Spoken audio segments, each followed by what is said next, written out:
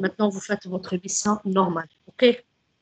Encore une fois, très heureux de vous retrouver, chers auditeurs, sur les ondes de Radio Al-Ghorba. Aujourd'hui, nous avons une grande émission sur un homme historique, Ait Ahmed.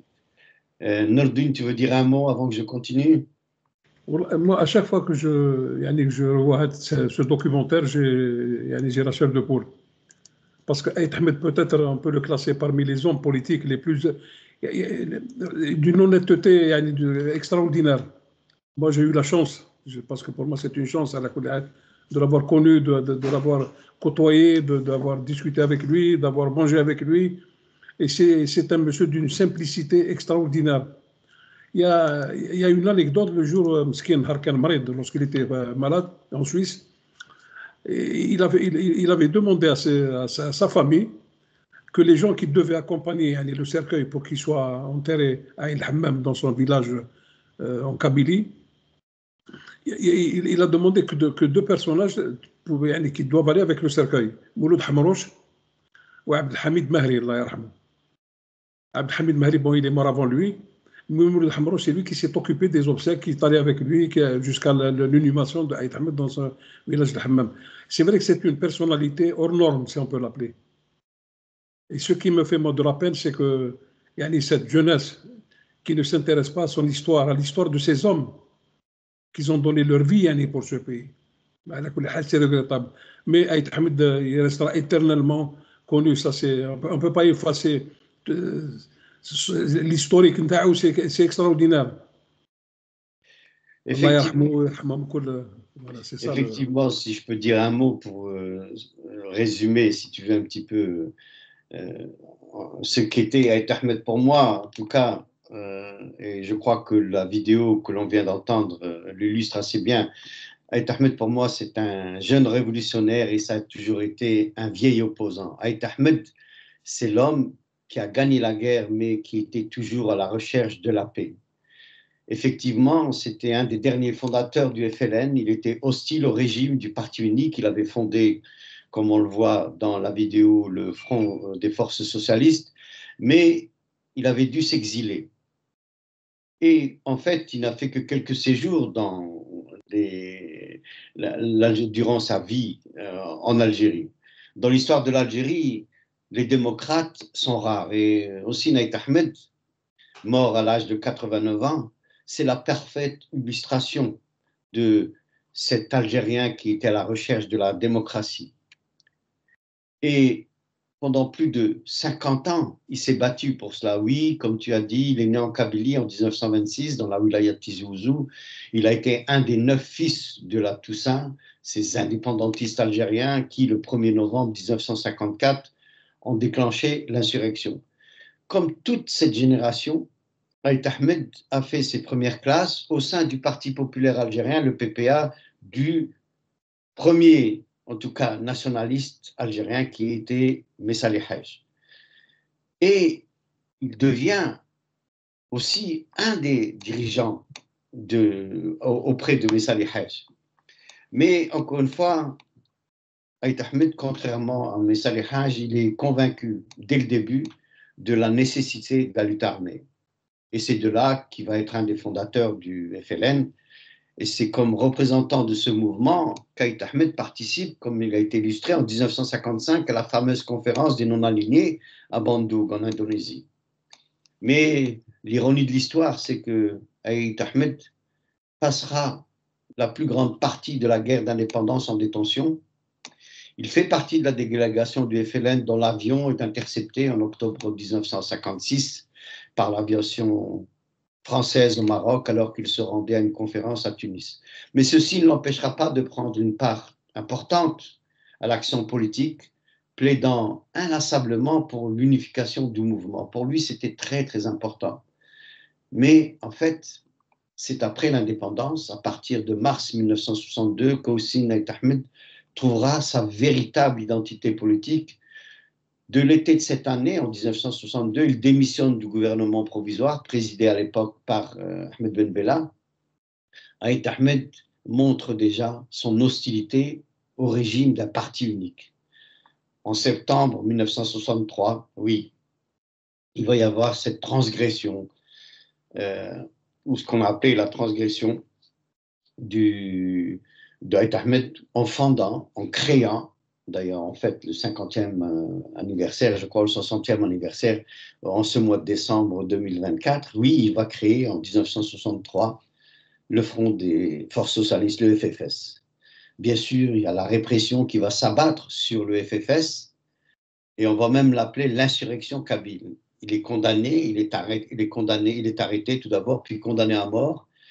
Il s'évade de la prison de Harrach peu après le coup d'État de Boumedienne qui va chasser Ben Bella. Il s'exile en Suisse. Il va rentrer en Algérie en 1988, évidemment, après les émeutes d'octobre. Et là, il y a peut-être une espérance. Il y a une brève période d'espérance démocratique après ces événements du 5 octobre 1988. C'est une période, hélas, qui va s'achever avec l'interruption par les militaires du processus électoral qui allait porter au pouvoir le fils.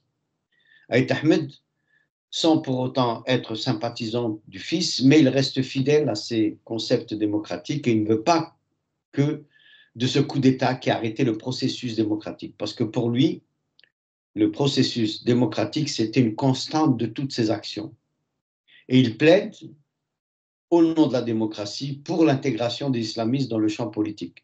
Les islamistes, ne l'oublions pas, avaient gagné les 2/3 de l'Assemblée nationale. On connaît la suite, il va y avoir ce mouvement, ce que j'appelle cette guerre civile, et malgré tous les appels d'Aït Ahmed, d'un côté comme de l'autre, en parlant à ceux qui font le coup d'État de respecter la démocratie, et puis en parlant de ceux qui l'avaient gagné, d'éviter à ce qu'il y ait une violence. Mais non, il y a une guerre civile qui va faire plusieurs centaines de milliers de victimes. Aït Ahmed quitte de nouveau l'Algérie en 1992, après l'assassinat de Mohamed Boudiaf. Il va y retourner avec des courts séjours tout en faisant du FFS un acteur de premier plan de la vie politique algérienne, mais qui sera cependant limité par la répression et par une implantation majoritaire seulement en Kabylie. Il n'y aura pas, si vous voulez, il va se cantonner uniquement, malheureusement, en Kabylie. Alors, au cours des dernières années, Aït Ahmed était devenu une conscience pour tous ceux qui rêvaient d'une autre Algérie démocratique et pluraliste, comme lui l'a toujours rêvé. C'était un homme, effectivement, comme tu as dit, Sinourdine, d'une prestance et d'une autorité. Il développait un discours de la gauche, ce qu'on pourrait appeler aujourd'hui aussi de social-démocrate, ce qui, dans le paysage politique algérien, est très rare. Oui, Hossein Aït Ahmed est parti. Il aura toujours, aux yeux des Algériens, comme moi je dis, cette aura de jeune révolutionnaire, mais aussi de vieil opposant. Et il sera toujours, toujours honoré pour l'amour de son pays, pour l'amour de son peuple, qu'il a toujours défendu jusqu'à sa mort. Voilà, Nourdine, ce que je voulais dire pour une petite présentation de Hossein Aït Ahmed. Tfadala, si Nourdine. C'est vrai qu'Allah yarhamou. Mais même Aït Ahmed, lorsqu'il était emprisonné, il avait quand même il y avait un accord entre le FLN et le FFS. Et le FLN et le FFS, normalement, c'était le 16 ou le 17 juin 65, juste 2 jours après le coup d'État. Et c'était prévu comme quoi qu'il allait autoriser que le FFS puisse travailler correctement avec un parti politique libre et indépendant. Et la seule condition d'Aït Ahmed, c'était de relâcher tous les prisonniers de l'époque. Et c'était OK. Et 2 jours après, il y a eu le coup d'État de Boumedienne. Le coup d'État de Boumedienne, ça a mis tout à plat. Donc ça a été Mais Aït Ahmed, c'était un homme de compromis. Elle est un homme de compromis. Pourtant, ils l'ont boulé à Ben Bella. Mais lorsqu'à Saint-Égidio, lorsqu'il y a eu des accords, ils se voyaient en Angleterre et tout ça, ils étaient prêts à effacer, mais on va essayer de construire quelque chose de valable. Et je pense, à mon avis, à la que s'il y avait une réussite à cet Égidio, j'en suis persuadé qu'il y avait tous les partis politiques, il y avait l'Uzahnoun, il y avait le FLN, il y avait les communistes, il y avait Aït Ahmed, il y avait Ben Bella. Ben après, ça n'a pas marché. Pourquoi? Parce que bon, c'est vrai que c'est une paire de manches et on les traitait tous de traîtres, on les traitait tous des gens qui vont à l'étranger pour dénigrer le pays, pour dénigrer. Mais, tout à l'heure, on parlait, si Mohamed, sur l'insurrection de 1963. Ben, ce n'est pas simplement en Kabylie. Même en 62, lorsque l'armée des frontières qui a pris le pouvoir, il faut que les gens ils expliquent. Comme quoi que l'armée des frontières, c'est une armée qui a été organisée, qui était bien habillée, qui était bien armée, qui a été formée par M. Boumediene Allah yarhamou. Ils avaient préparé, il y avait peut-être 30 ou 35 bataillons en Tunisie, et à peu près pareil aussi du côté du Maroc. Donc c'était une armée bien équipée, bien. Et même dans l'Est algérien, lorsqu'ils ont voulu venir à l'Est algérien, la plupart des anciens moudjahidines, ils étaient avec Boumediene. Ils étaient avec Boumediene, c'est ça et c'est pour ça que beaucoup d'hommes politiques à ce moment-là, ils ont été même emprisonnés. Ils ont même emprisonné Bentobal et après ils l'ont relâché. Et c'est ça le drame. Le drame peut-être qu'il y a eu un mauvais départ. Qu'est-ce qu'on espère? On espère simplement que les jeunes puissent s'approprier leur histoire, de ne pas laisser cette histoire disparaître. Ou des oubliés de l'histoire, il ne faut pas les oublier, c'est Mohamed. Il ne faut pas les oublier. Tant d'hommes qui ont donné leur vie pour ce pays. Et aujourd'hui, quand on voit le résultat, c'est vrai qu'il n'est pas... Bon, l'Algérie aujourd'hui est indépendante, c'est un État puissant, c'est un État libéré, mais il faut que les jeunes s'intéressent à l'histoire de leur pays. Et Ahmed, c'est une personnalité. C'est pour ça que dans le documentaire, il y a beaucoup d'amis qui m'ont dit pour l'homme du siècle. Je dis pour moi, c'était l'homme du siècle. C'est vrai, si on peut parler des hommes politiques en Algérie, bah, d'autres disent c'est Boudiaf, mais entre Boudiaf, ou Aït Ahmed, c'est différent. Ça n'a rien à voir. Ce n'est pas la même conception de. Aït Ahmed, c'était vraiment même en 1947, lorsqu'il était responsable de l'organisation spéciale LOS, le travail qu'il avait fait. Il s'est documenté de toutes les révolutions, de la révolution russe, la révolution vietnamienne, et il a fait le travail qu'il a fait, un travail titanique. Et je conseille aux gens, il y a Mohamed Harbi qui a écrit un livre des archives de la révolution algérienne. Et ce travail qui a été fait par Aït Ahmed, en disant, parce que l'expérience du 8 mai 45, ça lui a permis de donner une puissance à comment il voit la révolution. Et il dit, si on veut réussir, voilà qu'est-ce qu'il faut faire. Et le travail qu'il a fait, il a été, les plus grands stratèges, les militaires et tout ça, ils ont dit, vraiment, il a fait un travail formidable. Malheureusement, il y a eu la purge berbériste, Aït Ahmed, voilà, et ainsi de suite. Mais il faut espérer, Inch'Allah, qu'il y aura quelque chose de positif, c'est tout ce qu'on se souhaite. Moi, encore une fois, je veux dire, je ne vais pas remettre en cause, loin de moi, cette idée de l'importance de Aït Ahmed dans le processus révolutionnaire, a commencé par 1945 avec la création de l'OS, puis ensuite avec la fondation en tant que membre fondateur du FLN. Mais je pense que pour l'Algérie, moi je parlerai plutôt des hommes du siècle. Il ne faut pas oublier que Aït Ahmed a quand même été l'élève de Messa Haj. Et Messa Haj, tu parlais des oubliés de l'histoire, je pense qu'aussi Messa Haj, il faut peut-être en parler, parce que Messa Haj, c'est lui qui a quand même créé l'étoile nord-africaine et qui va donner cette veine révolutionnaire à tous ces jeunes. Il n'y a pas un révolutionnaire du FLN qui n'a pas fait partie d'une manière ou d'une autre de l'école Messa Haj. Ça, c'est une première des choses. La deuxième, sur laquelle je te rejoins, c'est que c'est vrai que Aït Ahmed, il a toujours parlé de révolution algérienne, mais il faisait le ratio révolution algérienne et démocratie. C'était un fervent démocrate. Maintenant, tu as parlé des événements de 62 puis de 63. C'est là où je voudrais que tu apportes des éléments et on va essayer de dire qu'est-ce qui s'est passé exactement en 1963. Parce que un des problèmes auxquels je suis confronté et à laquelle j'aimerais trouver une réponse, pourquoi ne s'est-il pas solidarisé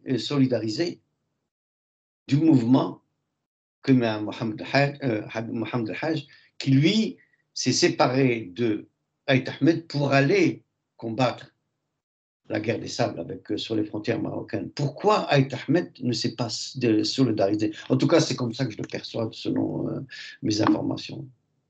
Non, c'est pas qu'il n'a pas voulu y aller. Au contraire, Mohamed El Hajj, il ne s'est pas solidarisé. Non, il n'était pas contre. Parce qu'on a voulu lui mettre cette étiquette comme quoi il y a la guerre des sables, qu'on appelait la guerre des sables, que Oui. Aït Ahmed voulait, il avait une autre vision. C'est pas le même style. Mohamed El Hajj, bon, c'est vrai qu'il a, de suite, il a dit, ils sont pas allés loin. C'est juste quand ils ont fait une déclaration, 2-3 mois, tout s'est arrêté. Mais Aït Ahmed, il n'a pas dit de ne pas y aller combattre. Il n'a jamais tenu des propos pareils. Il a dit pour l'intérêt de l'Algérie, pour l'intérêt mené, mais jamais il s'est vraiment opposé. Sinon, c'est comme le journal Le Moudjahid qu'il avait traité de traître, de machin, et voilà, c'était une autre. Mais il n'a jamais voulu ça. Comme quoi, c'est vrai qu'il n'était pas chaud pour aller sur le front du Maroc. Mohamed El Hajj, il ne faut pas oublier, c'était un militaire. C'était encore. C'est n'a rien à voir avec Aït Ahmed. Aït Ahmed, le démocrate, Aït Ahmed, mais bon, par la suite, on lui a donné raison, et on a vu qu'est-ce qui s'est passé par la suite. Après, ça s'est calmé d'un seul coup, et chacun a repris ses occupations. Mais pendant cette période-là, ce qu'on appelle cette période-là, il ne faut pas oublier qu'il y a dans les 400 Moudjahidines qui ont été assassinés. Mais pas simplement du côté de la Grande Kabylie. À Constantine, il y a eu, lorsque l'armée des frontières, ils sont rentrés à Constantine, et les gens qui étaient proches de Boumdine, Saut l'Arab, ils l'ont mis en prison, Beltobad, ils l'ont mis en prison, et ils ont failli passer. Il y a eu quelques mêmes Moudjahidines qui ont été assassinés par leurs propres frères Moudjahidines. Et c'est pour ça que l'histoire de l'Algérie, il faut qu'aujourd'hui, les universitaires, que les gens qui ont la possibilité, qui puissent éclaircir cette période-là. Tout à l'heure, tu as dit Mohamed ala Messali Haj, Allah yarhamou. Mais il y a une personnalité, قبل Messali Haj, Allah yarhamou, l'émir Khaled. L'émir Khaled, qui est le petit-fils de l'émir Abdelkader, et qui était un officier qui est sorti de Saint-Cyr, et qui a tenu tête à la France. Il a été expulsé, bien qu'il soit français. Il a été expulsé en 1926, il a rejoint la Ouad. Il y avait déjà un mouvement de jeunes qui parlaient de révolution, qui parlaient de... Mais c'est vrai que l'histoire de l'Algérie, elle est complexe, si on peut l'appeler comme ça. Oui, mais... L'émir Messali, lorsqu'il a voulu, par exemple, c'est vrai que c'est le père du nationalisme algérien. C'est le premier qui parlait d'indépendance de l'Algérie. Mais Messali Haj, il ne faut pas oublier que c'était un travailleur des Girondins. Il a beaucoup appris du Parti communiste en 1920 et tout ça. Et il s'est formé, comité central, bureau politique, ainsi de suite. Et c'est vrai que lui, il avait un langage qui n'a jamais varié, ni d'un pouce, ni de... Lui, il voulait l'indépendance de l'Algérie, quoi qu'il en soit. Et c'est même le congrès musulman en 1936, mais c'est une autre paire de mots, Inch'Allah. Inch'Allah, on parlera de tous ces gens-là. Mais c'est vrai qu'il y a beaucoup même si Mohamed Messali Haj, qui est de la région de Tlemcen, il ne faut pas oublier qu'en Kabylie, à l'époque, les mouvements nationalistes algériens, c'était tous d'une région de la Kabylie. Parce qu'à l'époque, il y avait les Kabyles qui tenaient des petits cafés, qui tenaient des petits restaurants. Ou Messali Haj a pu quand même donner une image du nationalisme. C'est vrai qu'après, il a quitté le Parti communiste. Il y a eu le Parti populaire algérien et autres. Inch'Allah. Tfadal, Mohamed. Oui, c'est-à-dire que, encore une fois, on ne peut pas séparer le clanisme de la révolution algérienne. Et un des problèmes, déjà en 1945, il y avait ce qu'on a appelé la question berbère, la question kabyle. Là aussi, il y avait un problème de clanisme. Quand tu dis que la révolution s'était sortie en Kabylie, moi qui suis de Biskra, il y avait aussi à Biskra des mouvements qui commençaient bon, bien sûr, contre Ben Ghenna, etc., etc. Donc, je pense que, en ce qui concerne la révolution, c'était sur tout le territoire national et ça a commencé bien avant 1954. Mais moi, comme aujourd'hui, l'émission est concentrée quand même sur Aït Ahmed, bon, pour qui j'ai un grand respect, mais je ne peux pas, si tu veux, ignorer le fait qu'il y a toujours eu cette question, bon, maintenant tu vas peut-être mais je vais te poser la question, en 1945-49, sur le problème, enfin ce qu'on a appelé la question berbère. Donc, Ça aussi, oui. il y a eu un comité central en 1947, je crois, à Médéa. Et il devait justement parler de ce problème berbéri, si on l'appelait comme ça. Il y a eu un vote de tous les membres du comité central. Mais ça n'est pas du tout. Est-ce qu'on doit suivre parler de l'Algérie algérienne ou l'Algérie kabyle ou l'Algérie menée? Eh bien, tous les membres du comité central ont voté avec la même position qu'avait Aït Hamd à cette époque-là, sauf deux. Missali, il s'est abstenu, Allah, il s'est abstenu pour ne pas porter préjudice ni pour les uns ni pour les autres. Et Djamel Derdour, qui était député du MTLD, lui, par contre, il a voté contre. Mais la majeure partie, ils étaient d'accord pour approuver la position d'Aït Ahmed. Parce qu'Aït Ahmed, dans tous ses discours, c'est pas les discours qu'il tenait partout où il va. Ou bien il parle français, ou là il parle arabe. C'est rare qu'il parle en kabyle. Et à chaque fois quand il parle en tant qu'Algérien. Il ne parle pas en tant que mouvement kabyle, ou la mouvement mnié, ou la mouvement de... Et c'est pour ça que Aït Ahmed, c'est pour ça que c'est une personnalité quand même qui est... Mais il avait du respect. Quand on sait que c'est Ben Boulaïd, c'est lui qui l'a fait sortir d'Algérie dans un bateau en tenue, un uniforme des marins. C'était un bonhomme quand même qui avait... il se considérait algérien avec une culture berbère, qu'on ne le veut pas. L'Algérie, c'est... Même Chadi Bijdi, il disait un jour, nous sommes tous des Amazirs. Nous sommes pas... Enfin, ça, c'est encore une fois une opinion qui est exprimée et que personnellement, moi je dis que l'Algérie n'est pas qu'amazir, elle est aussi arabe. Hein. Moi j'insiste là-dessus. La marézité, je ne suis pas contre, bien sûr, moi ça fait partie de mon DNA algérien, comme les Mzabi, etc. Mais ce que je me refuse de me soumettre, si tu veux, au fait que les gens nous disent qu'elle n'est qu'amazir. Ça, pour moi, l'histoire est là. Bon, c'est peut-être pas le sujet d'aujourd'hui, mais en tout cas, moi, je me refuse à entendre ce genre de discours sans réagir. Ça, c'est une première chose. La deuxième chose, c'est ce que tu viens de le dire, c'est aussi un petit peu en sous-filament. Est-ce qu'il n'y avait pas déjà, à l'époque, un problème entre le mouvement révolutionnaire qui se considérait comme arabo-musulman et puis l'autre mouvement qui se disait, nous sommes l'Algérie pour une Algérie démocratique. Et c'est ça qu'on va retrouver après, par exemple, même après l'indépendance, on va retrouver le mouvement, ce qu'on appelle les orientaux, c'est-à-dire les arabophones, et qui, soit dit en passant, moi j'étais en Algérie dans les années 70, et lorsqu'on disait arabophone, c'était presque avec une connotation péjorative versus les francophones. Donc il ne faut pas non plus essayer de cacher les faits qui sont là. Mais revenons à la Révolution avec, bon, moi, avant l'indépendance, 1945, c'est déjà un problème, je vais même aller plus loin. Par exemple, avec le congrès de la Soumam, il y avait aussi un problème entre les arabo-musulmans et les autres qui voulaient un mouvement démocratique, l'Algérie démocratique. Soit dit entre parenthèses, parce qu'ils refusaient l'arabité d'Algérie. Je peux citer Abdel Ramdan, par exemple.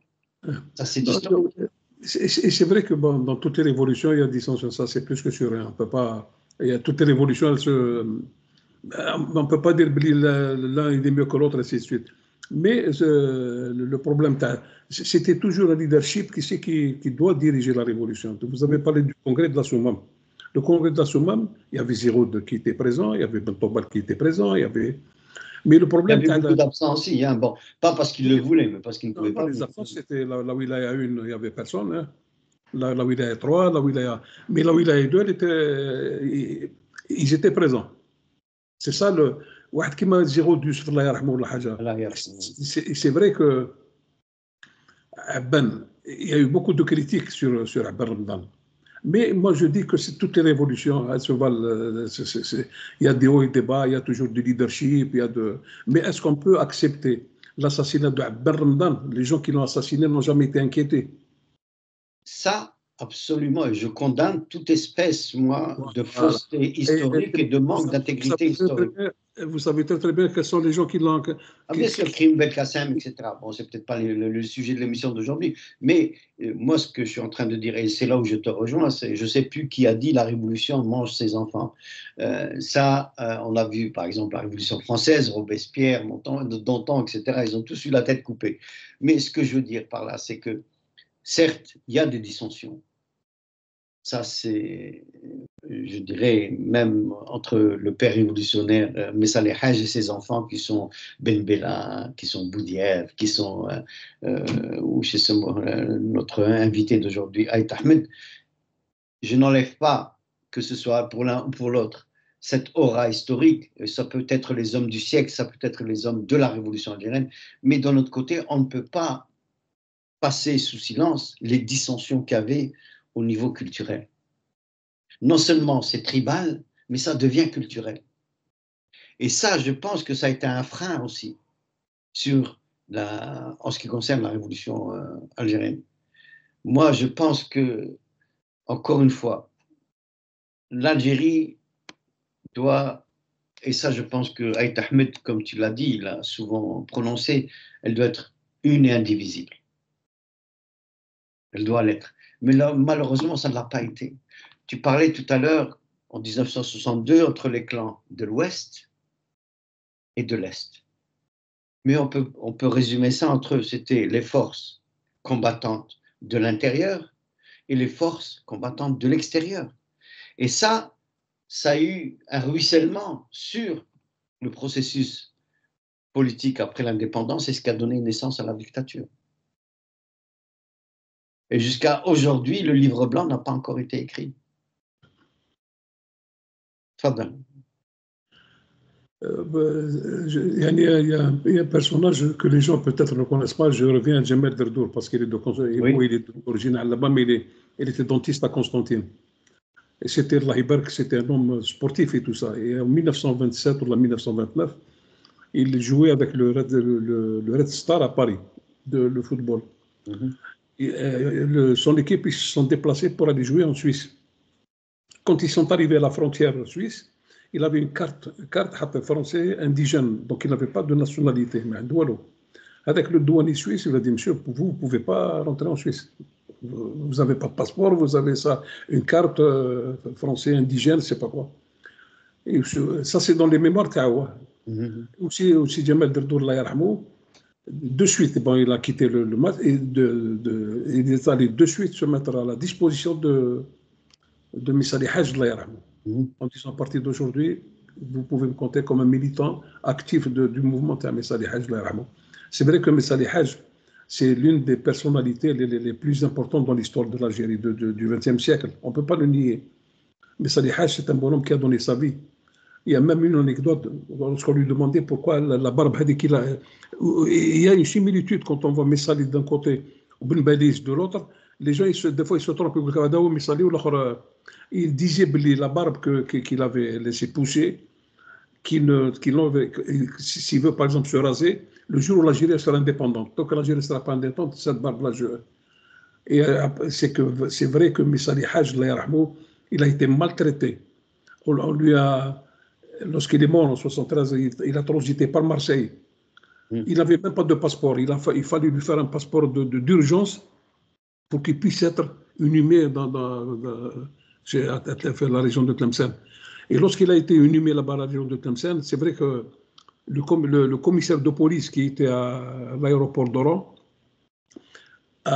mais il n'a pas voulu laisser le cercueil partir en plein jour. Il a donné l'autorisation, parce que ce n'est pas lui, bon, c'est les gens qui décident, qui devaient laisser le cercueil à partir que le soir, la nuit. Mais il y avait un monde fou. Les gens qui étaient proches de Messali, si Mohamed, vous le savez très bien, c'était son bras droit,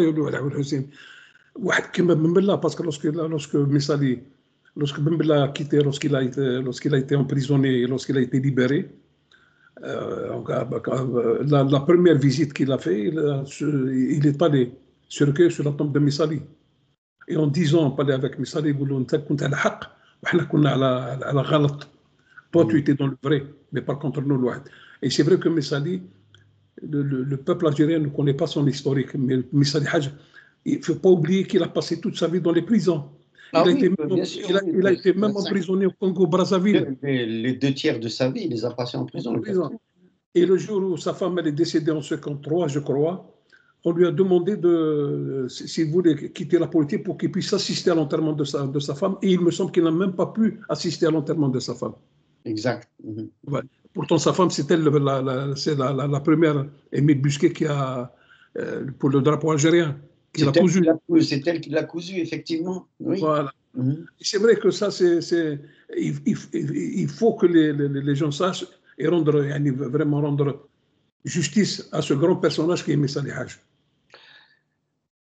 Je pense que Messali Hadj, au même titre que Aït Ahmed, au même titre que Boudiaf, la trilogie que j'appellerais historique de l'Algérie, on devrait les inscrire dans tous les livres d'histoire, pour une raison ou pour une autre, et puis des chemins qui sont totalement différents. Mais ils étaient tous d'accord sur une seule chose, c'est que l'Algérie devait revenir aux idéaux de la Révolution, c'est-à-dire la pluralité culturelle, mais surtout une représentativité réelle de tous les Algériens, ce qui n'est pas le cas aujourd'hui. Moi, je dis toujours, Aït Ahmed parlait toujours de du ratio révolution algérienne et démocratie. Moi, je dirais qu'aujourd'hui, par exemple, au moment où l'on se parle, le ratio pour moi, c'est la représentativité algérienne, c'est le ratio démocratie-démographie. Quand on a une population qui a 70%, moins de 40 ans, et qu'on voit qui le représente, est-ce qu'il y a une légalité dans cela? Moi, je dis non. Il n'y a pas de représentativité. Et d'un autre côté, pour revenir à Hossein Aït Ahmed, c'est vrai qu'il a créé le parti, le FFS, et qui est un parti qui, pour moi, était démocratique. Mais là, on fête son 50e ou son 60e anniversaire, on est au mois de décembre 2024. Quel est l'héritage, d'abord, de Aït Ahmed au sein du FFS aujourd'hui? Et est-ce qu'on est fidèle à ce qu'il voulait? Est-ce que le FFS aujourd'hui est encore fidèle aux idéaux de son créateur? Et là, je te pose la question. Non, fidèle, c'est sûr et certain qu'il y a eu beaucoup de changements au sein du FFS. Bon, il y avait une génération de FFS qui était proche d'Aït Ahmed, Karim Tabou qui était un peu proche parmi les jeunes. Mais malheureusement, lorsqu'à la mort d'Aït Ahmed, c'est vrai qu'il y a eu des changements. Les gens, je dirais qu'ils n'ont pas... Ils n'ont rien fait. Ils ont créé... ils sont rentrés dans le moule des autres partis. Et c'est vrai, lorsqu'il y avait Aït Ahmed, c'était quand même une personnalité. Son parti politique, il tenait vraiment... c'est pas le bonhomme qui se laisse impressionner par... Mais malheureusement, Nharmet Aït Ahmed, après la génération qui sont venue juste après sa mort, il y avait Karim Tabou, il y avait pas mal de gens qui ont quand même su tenir le parti. Il y avait Zenati qui était de BGA. Il y avait quand même les jeunes qui représentaient le FFS, c'était des jeunes qui avaient quand même un niveau intellectuel très élevé. Absolument, non, ça c'est, on ne peut pas dénier ça. Par la suite, il y a eu X ou Y, on ne cite pas de nom, et c'est là que le parti du FFS, il s'est complètement, à un certain moment, il n'a même pas voulu se présenter aux élections, il voulait se présenter aux élections. Après, c'est la course du pouvoir qui doit gérer ce parti. Parce que là, peut-être qu'Aït Ahmed, il n'a pas eu le temps de préparer sa relève. C'est possible. En France, ici en France, tu connais la Berk, c'est Mohamed Beli, comme quoi il y a pas mal de profs d'université, des Algériens qui sont proches du FFS. Malheureusement, Dorof, la relève du FFS, c'est comme les autres partis. Hein. Mais lui, on lui en veut beaucoup plus parce qu'il avait quand même une étiquette de démocratie, il avait une étiquette donc ça devait être mieux. Mais malheureusement, maintenant, les partis politiques en Algérie, je ne sais même pas s'ils devaient encore exister et s'ils servent à quelque chose. là, je pense que si on peut sortir un petit peu des sillons de l'émission d'aujourd'hui, est-ce qu'il y a, comment dirais-je, est-ce qu'il n'y a pas eu un vacuum en ce qui concerne l'éducation politique en Algérie? Vous savez, il y a un Chinois qui a dit, un grand philosophe chinois, le nom m'échappe, mais qui a dit, là, je vais essayer d'être fidèle à ce qu'il a dit, il a dit, si vous voulez conquérir un pays, vous n'avez pas besoin de lui faire la guerre, vous tuez son éducation, et 20 ans après, vous allez avoir un pays de corrompus et de corrupteurs. Et je pense, avec tout le respect que je dois à mon pays, que les 20 ans que nous avons passés avec un certain régime, et qui a donné malheureusement ce que l'on connaît, et aujourd'hui on est en train de... La causalité, c'est qu'aujourd'hui, on fait face à cela. Il n'y a pas eu cette relève de militantisme, que ce soit celui de Ait Ahmed, que ce soit celui de Messali Haj, que ce soit celui de Boudiaf, etc., etc., etc. Et ça, je reviens, en plus de ce que j'ai dit sur ce philosophe chinois, de ce que toi, tu as toujours dit. Un pays qui n'a pas de mémoire est appelé à mourir et à dépérir. C'est Aimé Césaire. Un peuple sans mémoire, c'est un peuple qui est appelé à disparaître, ça c'est sûr. Mais il faut espérer, parce que c'est cet espoir qui nous donne la possibilité de... Bon, qu'est-ce qu'il nous reste à vivre? On ne sait pas si on va voir un jour, Inch'Allah, l'Algérie, qu'il puisse y avoir... On le souhaite, on le souhaite. On voit quand même qu'il y a une génération qui arrive, mais même là, cette génération, si on prend par exemple un parti comme le FLN, quel héritage il va laisser? Le FLN a 62. Quel héritage il va laisser pour ces générations? Tu n'es pas sans savoir que je suis un FLN convaincu. Bien sûr, j'ai toujours ma carte d'ailleurs du FLN jusqu'à aujourd'hui, je paie mes cotisations, mais c'est avec des larmes dans les yeux, parce que le FLN pour qui je pleure et le FLN pour qui je veux dire, mon cœur s'emballe, c'est celui qui m'a donné mon passeport, c'est celui qui m'a donné l'indépendance, c'est ton père, c'est mes oncles, etc. C'est ça le FLN pour moi. Et c'est pour ça que je n'ose pas lui faire faux bon et je n'ose pas le trahir en allant m'associer à notre parti. Mais ceci étant dit, je prends des pays comme les États-Unis, un pays dans lequel je vis. Tu as le Parti démocratique ou le Parti républicain. Le Parti républicain américain, il existe depuis que les États-Unis ont commencé sa révolution, leur parti politique. Ça fait plus de 200 ans, il existe toujours. Je ne vois pas pourquoi le FLN ne pourrait pas exister s'il y a une relève, parce que le FLN, quand même avec toutes les critiques qu'on peut faire sur le FLN, c'est quand même eux, ces Moudjahidines qui sont morts pour ces Chouhadès et Moudjahidines qui se sont combattus pour un seul drapeau, pour l'union indivisible de l'Algérie. Et ça, le FLN n'a jamais, jamais, jamais manqué à cette mémoire. Alors que les autres partis en Algérie, que ce soit les partis islamistes, que ce soit les partis du RCD, etc., se sont éloignés de cette fidélité aux idéaux du FLN. Bon, encore une fois, là, c'est le FLNiste qui parle, hein. Ça, je ne m'en cache pas. Mais bon, je peux critiquer le FLN. Moi, le FLN d'aujourd'hui, je ne me reconnais pas dans ce FLN d'aujourd'hui, mais je me dis, il y a une possibilité, s'ils veulent rajeunir, s'ils veulent prendre. Et je pense qu'on va y venir. Mais comme tu dis, je garde espoir, parce que nous, on peut partir, on va mourir demain. L'Algérie sera toujours là. Les institutions sont toujours là. Ce qui va faire la différence, c'est quels sont ces gens qui vont reprendre ce pays, qui vont le mettre dans le concert des nations, avec une véritable représentation démographique. Moi, à l'Assemblée nationale, où il y a un tiers des élus, par exemple avec les sénateurs, ça veut dire quoi? Ça veut dire quels que soient les régimes d'opposition, s'il y a un tiers qui revient aux forces qui sont au gouvernement, ça ne va jamais changer. Enfin, je ne sais pas si je m'explique assez bien, Simoudine. Pour le Sénat, de toute façon, le seul... Voilà le terme que je cherchais. Le Sénat, la chambre haute, comme il l'appelle, Omar. Voilà, c'est ça, oui. C'est la différence par rapport... Si on devait faire une différence ou faire une comparaison, c'est un peu difficile. Mais si on prend le Sénat, la chambre haute française, le Sénat, il n'a pas de pouvoir de décision.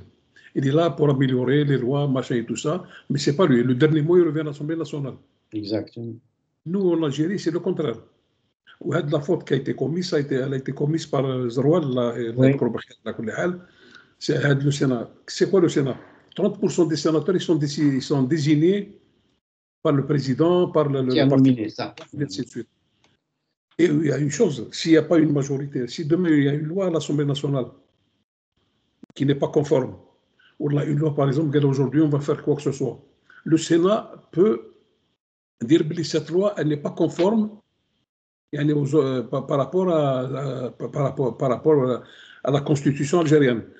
Et l'Assemblée nationale n'a pas le droit de revenir sur cette décision. Moi, je pense que le Sénat en Algérie, c'est beaucoup plus une chambre d'obstruction que de proposer quelque chose de positif. C'est ça le véritable problème.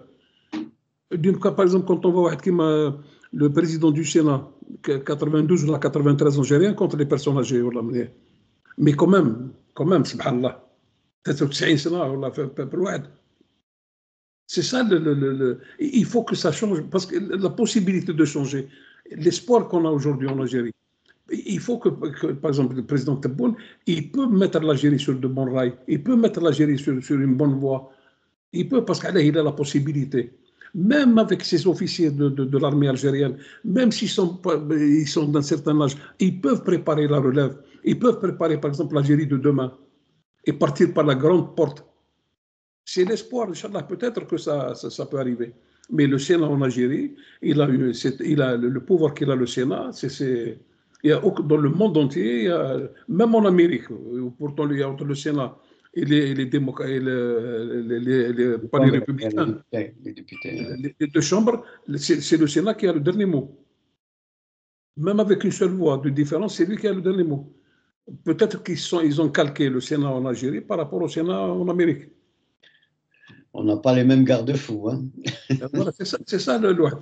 Mais le Sénat, la plupart, c'est des sénateurs qui touchent 45 ou 50 millions, je ne sais pas combien par mois. Bon, à quoi ça? Je pense que c'est donner beaucoup plus de pouvoir à l'Assemblée nationale. Et on voit des jeunes à l'Assemblée nationale algérienne qui prennent la parole et qui disent vraiment les 4 vérités en plein assemblée. On le voit, il y a pas mal de jeunes quand même qui parce que ce que nous pensons, nous, même Houma, il le pense. Et Houma, il le pense encore mieux que nous, parce qu'Houma, ils savent comment le peuple les voit, corrompus, et j'en suis persuadé de donner un peu de souffle et un peu d'oxygène à ces jeunes députés, par exemple, d'Assemblée nationale. J'en suis persuadé qu'il y aura quelque chose de positif, ça c'est sûr et certain. Là, je te rejoins absolument. Je réitère ce que j'ai dit tout à l'heure, c'est qu'on est en train d'illustrer, d'ailleurs tu le fais ici avec beaucoup d'éloquence, c'est ce ratio démocratie-démographie. Il est là, il existe, il faut le faire vivre. Et c'est là où je reviens encore une fois pour la pensée d'Aït Ahmed. Aït Ahmed a toujours été pour la proportionnelle. Il voulait, c'était une des points de discorde d'ailleurs avec les révolutionnaires, hein, et puis après 62, lorsqu'il a une des raisons pour lesquelles d'ailleurs il a démissionné en 1962 avec ses accords avec Ben Bella, parce qu'il voulait la proportionnelle. C'est-à-dire la proportionnelle, c'est quoi? C'est la représentativité comme elle est de tout ce qui est en Algérie, pour la Kabylie, pour le Sud, etc. Ça, c'est très important. Mais comment dirais-je, tu parlais de l'armée, etc. Bien sûr, on a un pays qui a 6 frontières qui ne sont pas des plus sûres d'un monde, on a besoin d'une armée forte. Mais ceci ne veut pas dire qu'il faut exclure tout le reste de la population algérienne et la société civile du pouvoir. Ça, je suis contre, absolument contre. Il faut que toutes les composantes du peuple algérien soient représentées. Tu parlais de Goudil qui a 92 ans au Sénat, il ne s'est pas parlé tout seul, enfin, avec tout le respect que je dois à mes aînés.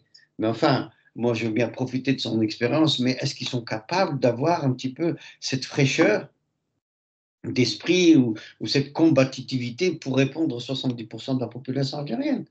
Les jeunes qui sont à l'Assemblée nationale, et j'en ai vu quand ils viennent ici, mais ce sont des gens qui sont très bien éduqués, qui connaissent les rouages politiques algériens, mais qui te disent aussi on est très très limité.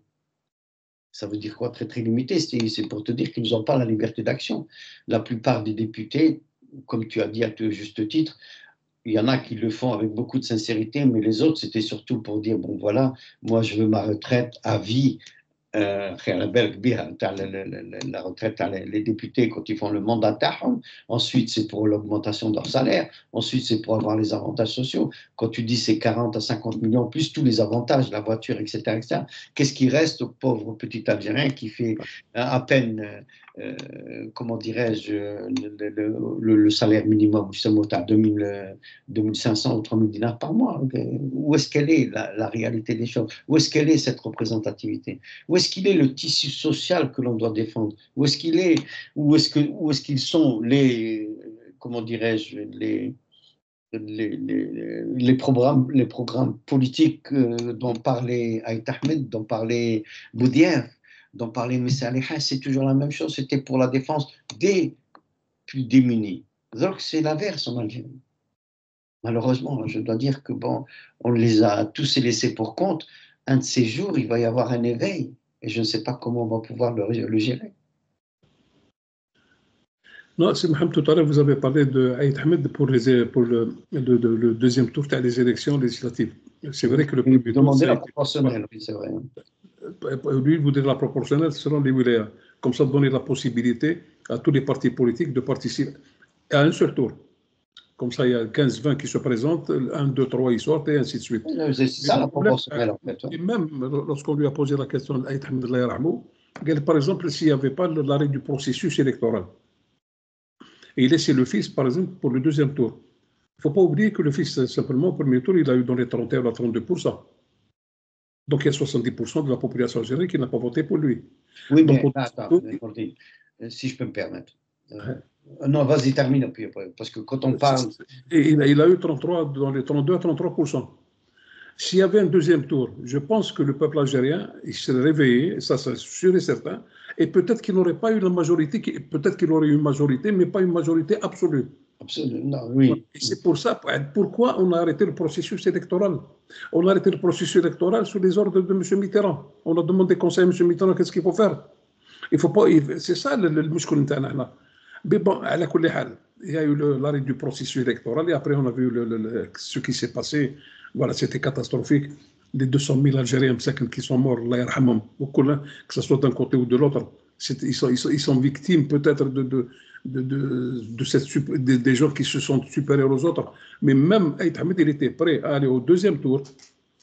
Il ne faut pas oublier qu'Aït Ahmed, c'était le deuxième parti après le fils. Le fils, oui. Et le FLN, je crois qu'il y avait dans les 600 000 voix. Et je crois dans les 2 millions, on a quelque chose. Et il y avait une possibilité que le fils n'aurait pas la majorité absolue au deuxième tour. Pourquoi on a arrêté le processus électoral? Bien. Là, je pense qu'il y a il y a un point d'ordre que je voudrais dire, c'est suite à ce que tu as dit. Tu dis, c'est les votants n'ont été que de X%. Encore une fois, moi qui suis un fervent défenseur de la démocratie, je ne m'intéresse pas aux gens qui ne votent pas.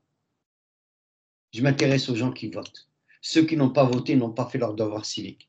Et c'est pour ça que le fils, et je ne suis pas un sympathisant du fils, le fils, il avait fait son travail dans l'élection de la population qui exprimait après le 5 octobre 88, etc., enfin le mécontentement. Mais moi, je ne peux pas en vouloir au fils d'avoir fait son boulot. C'est les autres qui n'ont pas fait leur boulot. Et quand je reviens à ce que tu dis, et je réitère, le plus important pour moi, ce n'est pas ceux qui sont restés chez eux, c'est ceux qui ont été votés. Et c'est ce qui explique que le fils a eu une majorité. Maintenant, le fils, est-ce qu'il y avait un danger? Moi, personnellement, je n'ai pas voté fils. Moi, personnellement, je suis contre toute espèce de, comment dirais-je, de régime à connotation religieuse.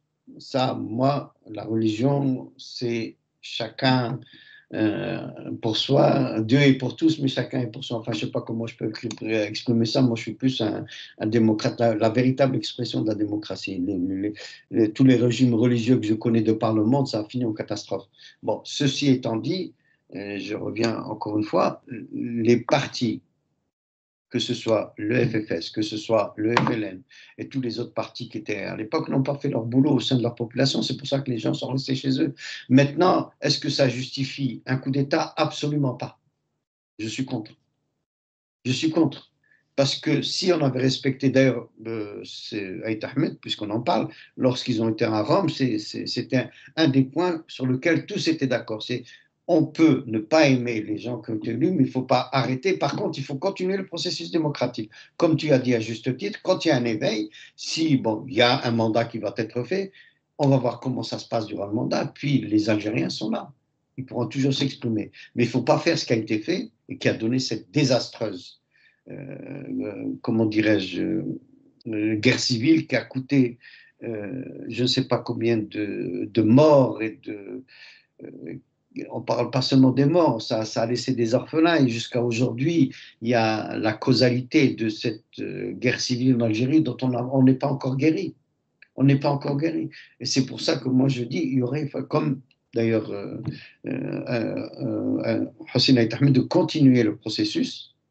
Il y aurait eu des barrières, bien évidemment. S'il y a des dépassements, s'il y avait eu des dépassements et qui auraient donné naissance à des hérésies, à ce moment-là, oui, l'armée aurait dû intervenir. Mais on n'a même pas laissé cette chance à la démocratie de s'exprimer. La démocratie, c'est pas seulement comment dirais-je, c'est pas parce qu'on a perdu qu'il faut arrêter le processus démocratique. Au contraire, c'est là où il faut gagner encore plus. Regarde Macron en France. Regarde ce qui se passe aujourd'hui. Pourquoi il est dans cet embrasement, il est en train de s'enfoncer dans la boue parce qu'il ne respecte pas comme le processus démocratique. On regarde aux États-Unis. Trump, c'est un fou, c'est un sexual harassment, c'est un escroc, etc. Il a été réélu. Il a été réélu. Dieu merci, il ne pourra pas faire troisième mandat parce qu'il n'y en a pas. Mais toujours est-il que les barrières pour la défense de la démocratie sont là. Et c'est quoi? Ça, c'est le devoir de citoyen. C'est pas sortir les baïonnettes et les canons. Mohamed, le problème en Algérie, c'est lorsqu'il y a eu l'arrêt du processus électoral, oui. Il y avait quand même, Ait Ahmed, bon, il était contre, parce que pour lui, ça a été un coup d'État. Mais il y avait aussi une possibilité, il y avait le président de la République, Chadi Bejdid, Allah yarhamou, il avait la possibilité de dissoudre l'Assemblée à n'importe quel moment. C'était l'armée, c'était lui, les affaires étrangères, c'était lui, même si le fils, il aurait pris, par exemple, le pouvoir, même s'il avait gagné les élections. Mais le président de la République, il était là. Je ne pense pas que Chadli va laisser le X ou la Y saboter ce pays. Donc, absolument, là je suis d'accord, on est dans la même veine de pensée. Il avait cette possibilité. Pourquoi on a arrêté ce processus qui a coûté quand même 200 000 Algériens qui ont été assassinés, qui ont été tués, il faut voir des crimes abjects, que ce soit d'un côté ou de l'autre. Ça, il faut être honnête quand même de le dire. Mais ça, parce que même les gens du fils, ce n'est pas des enfants de cœur, c'est Mohamed. Absolument, non, mais encore une fois, autant. Dans les années 90, à chaque fois qu'il y avait un meeting en Algérie, je me déplaçais. Des fois, je me déplaçais 5-6 fois par an. Et j'ai eu l'occasion de voir Abbassi Madani dans un meeting à Constantine, au Met Allah yarhamou koul. Et c'est vrai que même moi, ils avaient un double langage. Quand ils sont en face du public, mais quand ils sont, par exemple, fait Badam, il faut voir qu'est-ce que c'est aussi. C'est vrai que si demain, parce que le fils n'était pas préparé pour prendre le pouvoir, le fils, il aurait pris les communes, les mairies ou la haja, ils auraient investi dans les mairies et attendre de l'évolution Voilà, il y a un parti politique qui n'a jamais voulu participer au pouvoir parce qu'il connaissait. Quand même, il a beaucoup plus d'expérience que beaucoup الواحد راح مسكين هو والخرين et ainsi de suite. Et c'est regrettable qu'aujourd'hui, mais je pense qu'avec ce qui s'est passé en Algérie, c'est vrai que l'Algérie aujourd'hui, comme tu le disais très très bien, avec les frontières qu'on a et tout ça, c'est la bête à abattre, mais heureusement que le peuple algérien, il est un peu différent des autres peuples, qu'on ne le veuille pas. Le peuple algérien, il a une spécificité, je crois quand on commence à le chatouiller un peu, il réagit et on ne sait pas comment il va réagir.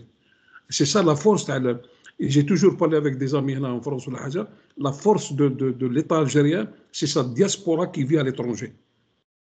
Parce que sa diaspora, c'est une diaspora quand même. Ils peuvent critiquer tout ça, mais si demain il y a quelque chose pour l'Algérie, hop, ils répondent présent. Ça, c'est sûr et certain. C'est dans les gènes, c'est dans les. Je disais pendant 132 ans, si la France a voulu faire de nous de super Français, elle l'aurait fait. 132 ans. Et en 62, même Cheikh Mbadi, il disait quelqu'un qui prend la nationalité française, pas kafir, mais presque. Encore une fois, la spécificité de l'Algérien, et là je prends ton avis, et je vais répéter ce que tu viens de dire dans mes mots, c'est que l'Algérien, le Hogra, une fois qu'il y a le Hogra, on sait ce que ça donne. Il ne l'acceptera jamais. que ce soit Messali Haj, quand tu dis les Algériens de l'extérieur, Messali Haj, sa formation politique, il l'a pas eu en Algérie, il l'a eu en France. C'est après la Première Guerre mondiale, lorsqu'il est rentré, il a dit, puisque moi je vois que la France, elle s'est fait, comment dirais-je, battre par les Allemands, pourquoi moi, mon pays ne va pas s'arrêter de là, qu'il a créé l'étoile nord-africaine, etc. Bon, au départ, c'était avec les Tunisiens, les Marocains, puis après, bon, ça a un petit peu changé. Mais c'est pour ça qu'il disait l'étoile nord-africaine. oui, c'est vrai, c'est exactement. Mais maintenant, en ce qui concerne, et c'est là où je reviens encore à cette spécificité algérienne, c'est lorsqu'il y a un danger, le seul bouclier qui se lève, c'est celui de l'union. Mais il y a toujours, par la suite, et je ne sais pas pourquoi, ce clanisme et les tribus, je ne sais pas comment le mot m'échappe, qui vient et qui commence à... Est-ce que c'est parce que c'est réellement en nous, c'est-à-dire qu'on revient vers le village pour se protéger, ou est-ce qu'encore une fois, c'est de la manipulation qui est faite par X, Y ou Z parce qu'ils veulent détruire ce pays? Et c'est là, bon, moi, je n'ai pas de réponse, mais la seule réponse que j'ai, là, je te rejoins, c'est que l'Algérien, et dès qu'il y a un danger qui vient de l'extérieur, tout le monde se lève. D'ailleurs, on le voit bien aujourd'hui avec Sansal, par exemple. Bon, ben, parce que le danger vient de l'extérieur. C'est un gars, Hada, il n'arrêtait pas de bafouer l'Algérie. Pourtant, ses livres étaient encore vendus. Puis, le jour où il rentre, après avoir fait ses déclarations avec l'ambassadeur et après avoir fait ses déclarations au CRIF, maintenant, ils veulent qu'il vienne en Algérie, qu'on lui serve un couscous royal et le recevoir dans les salons algériens. Non, il ne faut pas charrier. C'est là où l'Algérien, c'est là où la fibre tana, elle est là. Mais c'est vrai que la diaspora a toujours joué un grand rôle, de toute façon, dans les événements en Algérie, à commencer par Messali Haj, que ce soit Aït Ahmed, que ce soit Boudiaf aussi, il ne faut pas oublier Boudiaf, on n'en a pas parlé, il avait créé son propre parti, le PRS. Le PRS, Parti de la Révolution Socialiste. Oui, exactement. Donc, il a eu même cinq parce qu'il a créé un journal d'une qualité exceptionnelle. Hein. Parce qu'avant, dans les années 72-73, les gens qui étaient proches du parti du PRS, c'était rien que des intellectuels, en tout cas en France. Justement. Et les pauvres, quand ils venaient, par exemple, pour essayer de montrer les journaux qu'ils avaient, ils se faisaient tabasser par l'amicale des Algériens. Oui, ça, j'ai assisté à ça, c'est vrai. J'étais étudiant. Mais Boudiaf, c'est un véritable démocrate. Il a quitté, c'est-à-dire il s'est retiré du pouvoir politique, si on peut l'appeler, à la mort de Boumdine. Boumdine Harmet, il chef cet engouement de la population, cet engouement de tout le peuple algérien qui est sorti. C'est vrai qu'il n'y avait pas du trafic. Les gens ils sont sortis comme ça. Boumdine Harmet, et c'est qu'il avait décidé avec quelques amis en disant que pour lui, sa mission est terminée. Mais il avait toujours laissé une porte d'espoir en disant si demain l'Algérie a besoin de moi, je réponds présent. Ce qu'il a fait. Et à chaque fois que l'Algérie avait besoin de lui, bon, c'est vrai, par la suite, Djabo, mais je pense qu'il est. On ne souhaite pas la mort à qui que ce soit. Mais lui, quand même, il a eu une belle mort. Il est mort pour ce pays. Ce pays, il a donné sa vie pour ce pays. Il a donné sa vie au maître al-Blad. Oui, je suis entièrement d'accord avec toi, Nourdine Allah yarahmou. Mais ce qui me fait monter les larmes aux yeux quand je parle à Boudiaf, c'est qu'il a été tué par les siens. Il a été tué par les siens. C'est ça qui me... Mais je pense qu'il aurait... La dernière parole qu'il tenait lorsqu'il a été assassiné à Annaba, il disait باش فاتونا هذا الغرب هذا فاتونا بالعلم فاتونا بلا سيونس اي لا مسكين الا الواحد انا سي محمد moi j'ai eu la chance d'avoir côtoyé ces gens-là. Ah, c'est ça. Voilà, je suis jaloux de ça. Moi. En 86, il avait son fils qui étudiait à Lausanne. Et à chaque fois, des gens, quand ils venaient, qui le connaissaient, parce que moi, par rapport à mon père, qui l'a connu, voilà, Allah yarhamou koul. Et on est resté de 15h jusqu'à presque 22h du soir. Il avait toujours cette fierté qui est chez Mohamed Boudiaf. Toujours, quand il regardait, c'est un bonhomme qui c'est vrai que ça fait partie de ces historiques qui vont rester éternellement dans l'histoire de l'Algérie. On peut tout effacer, mais on ne les effacera jamais. C'est Mohamed Oqala, on est arrivé à la fin de l'émission. Ben, encore une fois, merci Nordine pour avoir initié cette émission aujourd'hui. Encore une fois, j'espère que nos auditeurs auront partagé, en tout cas, on a essayé en tout cas de faire partager une partie de cette vie de Hossein Ait Ahmed. On a aussi parlé d'autres historiques et c'est toujours très intéressant. Bon, maintenant, on peut avoir des différences d'approche, des différences de point de vue, mais ce qui nous unit, c'est justement un seul drapeau pour une diversité culturelle et surtout, et là je te cite, ne pas oublier notre histoire. N'oublions pas le livre, chaque fois maintenant, vas-y. Ahmed Boumenjel, c'est une grande personnalité. Et je conseille, vraiment, c'est un bon investissement. Voilà, c'est un bon investissement. C'est le frère de Boumenjel qui a été assassiné par la France, qui a été reconnu comme un crime d'État par Emmanuel Macron. Voilà, c'est très important. Et chaque émission, Inch'Allah, qu'on va faire, on va essayer de ramener un livre pour que les gens puissent s'intéresser. Ils peuvent l'acheter par Amazon, par machin. C'est un livre qui fait à peu près dans les 570 pages. Et ça vaut le coup d'investir dans un livre quand même pour leurs enfants, pour eux, pour les gens qui sont intéressés. Voilà. Voilà, merci encore une fois, Nourdine. Merci à toute l'équipe technique derrière nous et à dimanche prochain, Inch'Allah. Inch'Allah, on trouvera un thème pour l'émission. Les oubliés de l'histoire et sur les sentiers d'ailleurs. Merci, Nourdine. Merci. Merci à vous tous aussi. Et puis, n'hésitez pas à nous contacter, à faire vos critiques, à nous écrire, parce que c'est grâce à vous que ces émissions existent et qui vont s'améliorer avec votre participation. Encore une fois, à très, très bientôt. À très bientôt, Inch'Allah. C'est Mohamed, Rabbi Tawal Lamar. Voilà, c'est tout ce qu'on souhaite. Et on souhaite que le bonheur pour notre pays, Inch'Allah, qui s'en sorte. Voilà, l'Algérie qui me dit que c'est notre pays, qu'on le veut ou pas. Absolument. Voilà, ça, c'est. Voilà. Merci, Mohamed. À bientôt. Inch'Allah. Salam alaikum. Salam.